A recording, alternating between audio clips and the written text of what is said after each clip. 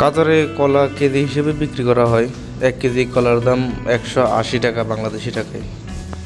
কাতারে 1 কেজি গরুর কলিজার দাম 30 রিয়াল, যেটা বাংলাদেশি টাকায় প্রায় 1000 টাকার উপরে।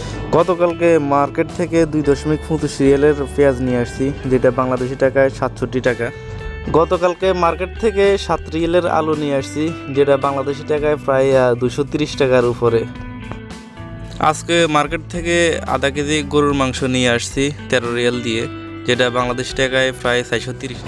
এই 1 প্যাকেট রুই মাছের দাম 6.5 রিয়াল, যেটা বাংলাদেশি টাকায় প্রায় 215 টাকা। গতকালকে সাফারি মার্কেট থেকে আধা কেজি চিংড়ি মাছ নিয়ে আসছি 9 রিয়াল দিয়ে, যেটা বাংলাদেশি টাকায় প্রায় 300 টাকা। আজকে সাফারি মার্কেট থেকে এই আপেলগুলো নিয়ে আসলাম একদম কম দামে, যেটা বাংলাদেশি টাকায় প্রায় 70 টাকা, এই দেশি টাকায় 2 রিয়াল মাত্র।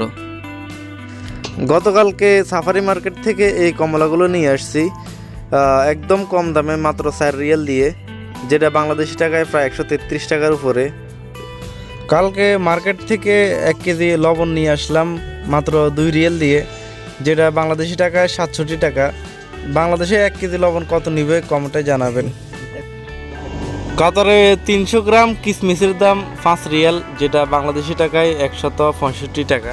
কাতারে আধা কেজি এই বাদামগুলোর দাম 16 রিয়াল, যেটা বাংলাদেশি টাকায় প্রায় 530 টাকার। কালকে সাফারি মার্কেট থেকে এই খেজুরগুলো নিয়ে আসছি 9 রিয়াল দিয়ে, যেটা বাংলাদেশি টাকায় প্রায় 300 টাকার উপরে। কাতারে এই মিডিয়াম ক্লোজ আপের দাম 4 রিয়াল, যেটা বাংলাদেশি টাকায় প্রায় 135 টাকা। আমাদের ক্যাম্পের নিচে আমাদের এক বাঙালি ভাই এই আঙ্গুরগুলো বিক্রি করতেছে, তো আমি এই একটা বক্স নিয়েছি 2.5 রিয়াল দিয়ে, যেটা বাংলাদেশি টাকায় প্রায় 85 টাকা।